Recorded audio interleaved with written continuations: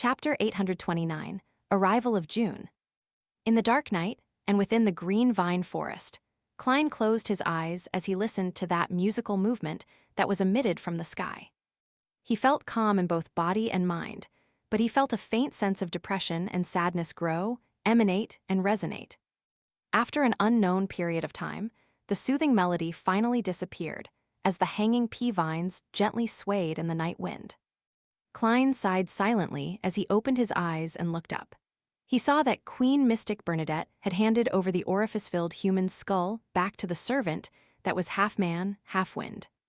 "It's done," Bernadette's gentle and calm voice sounded. "Thank you for your help." Klein bowed once again as he controlled Wraith Center to return to his side. At this moment, the pea vines retracted upwards and slowly turned faint. Soon, the green forest vanished. Klein and Center simultaneously landed at the entrance to the bridge. There was no one around this silent area, apart from a platoon of soldiers whose backs were facing him. There was nothing different from before. The fairy-tale-like scene from before was like an illusion. Only then did Klein have the time to observe his marionette. He discovered that his marionette appeared more like a dead man than before. His face was pale and his aura cold. He gave off an obvious sense of gloom.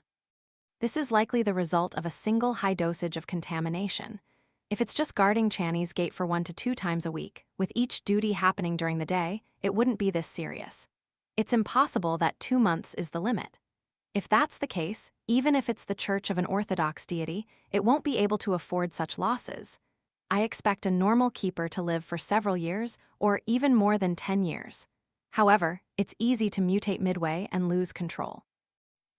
They likely already know of the outcome when they chose to become keepers.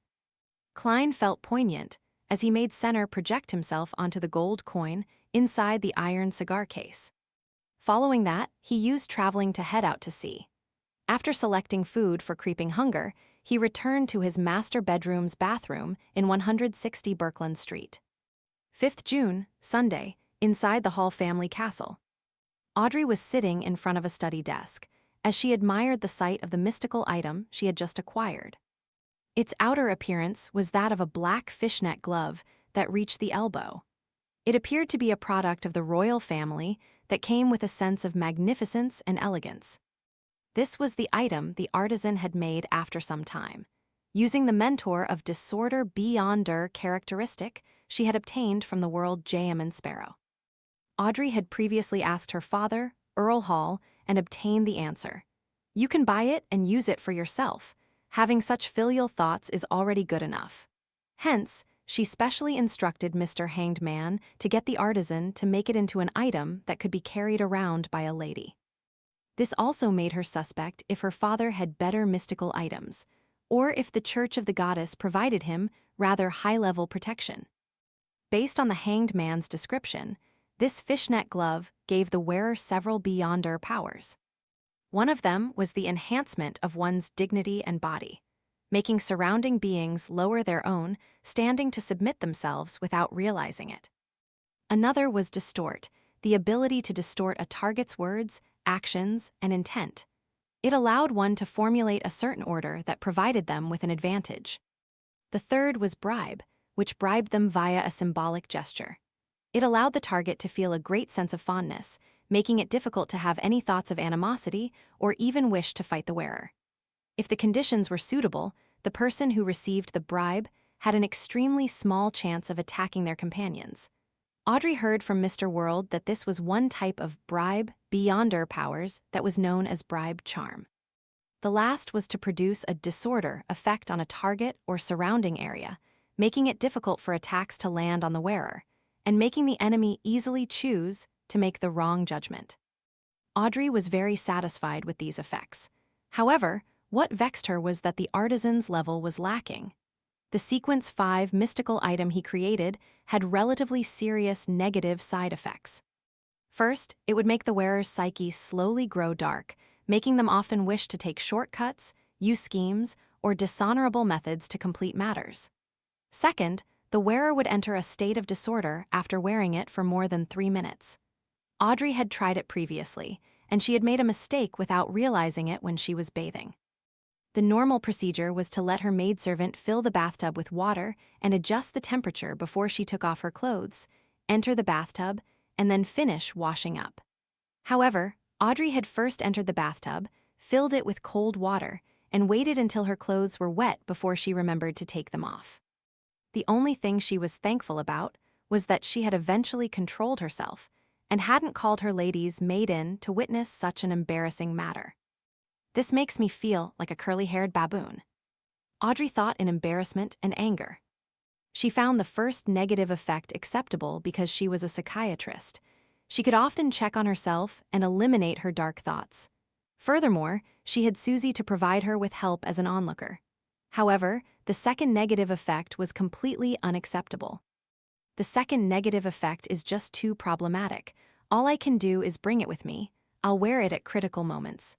Ah, right, I still have lie. It will amplify my emotions, so combined with the glove, it will only worsen the darkness in my heart. The current me might not be able to withstand it. Audrey's green eyes darted around as she tried thinking of a solution. At this moment, she heard knocking at the door. Her maidservant, Annie, said from the outside, "Miss Audrey, the Lord wishes to talk to you about something." Audrey left the black fishnet glove on the door as she stood up and came to the door to open it. Earl Hall, who didn't wear a coat at home except for a shirt and matching vest, touched his beautiful beard and said with a chuckle, "Are you not ready? We'll be returning to Backland in a while. Tomorrow night will be your 18th birthday party." As he spoke, Earl Hall looked at Annie and company, indicating that they should retreat. "Sigh, it's the annual socializing season again." Audrey nodded, feigning her maturity. Earl Hall glanced at his daughter and asked with a laugh, "Have you thought of how you can make use of that item yet?" Audrey pursed her lips into a smile. "Of course. I plan on folding it up and putting it into a bag. Susie will carry it. This way, as she didn't wear it or use it, Susie wouldn't find herself in any situation of disorder and confusion, and its dark psychological problems could be treated by Audrey with placate. More importantly, without Lie's amplification, Susie, who was also a psychiatrist, could also check on herself inwardly and regulate her mental state from time to time. Earl Hall was taken aback as he praised with a surprised smile, "That's a smart solution." Audrey felt smug, but she said in a reserved manner, "I plan on calling it the Hand of Horror. Dear Earl, thank you for the birthday present, Tilda. In a few more days, I can concoct the potion and attempt an advancement." Audrey added inwardly in joy. Sunday night, 160 Berkland Street. Klein stood on his balcony as he peeped at the street through the gap in the curtains. He couldn't help but feel somewhat nervous. If nothing unexpected happened, he planned on beginning his plan of stealing the Antigonus family's notebook in a while. With Queen Mystic Bernadette's help, he had made his marionette enter a contaminated state. From his frequent visits to the cathedral for praying, Bible studies, and donations, he had figured out the keeper's duty roster. There was only one thing left that was necessary for the preparations of Klein's theft. That was to secretly replace his target without anyone noticing it. Based on Klein's understanding of the situation, the keepers would head underground at daybreak. And it was during such times when the cathedral remained close. To directly infiltrate inside ran the risk of being discovered by a demigod like the diocese's archbishop. It could be said that there was no chance of success. Therefore, Klein's plan was to infiltrate the cathedral one day earlier and patiently wait for an opportunity. This undoubtedly needed a sufficient disguise, but this didn't stump a faceless. After observing for some time, Klein discovered that the church held a major mass on Sunday night. This was because Sunday and the night were symbols for the goddess. And after the mass ended, the servants would be busy clearing the trash and throwing them outside.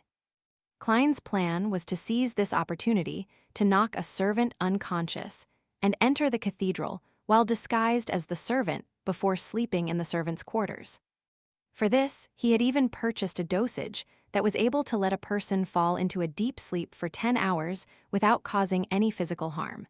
He bought it from Emlyn for £5. Phew. After a few minutes, Klein slowly exhaled as he drew the curtains. He walked back to his bedroom, took 4 steps counterclockwise, and went above the gray fog. Sitting in the fool's chair, he thought in silence for a minute before conjuring a pen and paper. He wrote the divination statement. This theft of the Antigonus family's notebook will be dangerous. After putting down the dark red fountain pen, Klein removed the spirit pendulum from his left wrist. Using his left hand to hold the chain, he let the topaz hang down over the paper in close proximity with it. He entered cogitation, closed his eyes, and silently chanted the divination statement. After repeating it 7 times, he slowly opened his eyes and saw the spirit pendulum spinning clockwise with an ordinary amplitude and frequency. There's danger, but it's within an acceptable range. Klein quickly made an interpretation. In fact, he was a little worried if his divination was being interfered with, just like how the mother tree of desire had done so. However, he had no way of verifying it, much less falsify the possibility. Therefore, when the divination outcome, plans, and preparations satisfied the required conditions, Klein had made up his mind. He looked at the hanging topaz that slowly came to a halt. In Chinese, he said in a heavy voice, "A strung bow is poised to strike."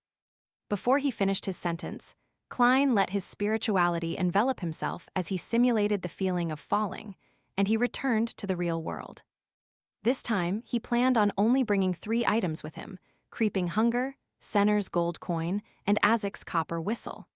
The characteristic they had in common was that they could be stored inside an iron cigar case. He could use Paper Angel and a wall of spirituality to provide a double layer of screening. As for the other items, there was a high chance that they couldn't pass through Channy's gate, as they could easily trigger an anomaly at the core seal. Therefore, Klein had left the rest of his items, as well as his money, above the gray fog, prepared to immediately flee if anything went wrong. It's just that the 3% Coin Company, shares worth £12,800, is tied to Dwayne Dance's identity. Klein quickly reined in his thoughts, picked up a mirror, and placed it on the pillow. Following that, he drew the mysterious symbol used for summoning arrows.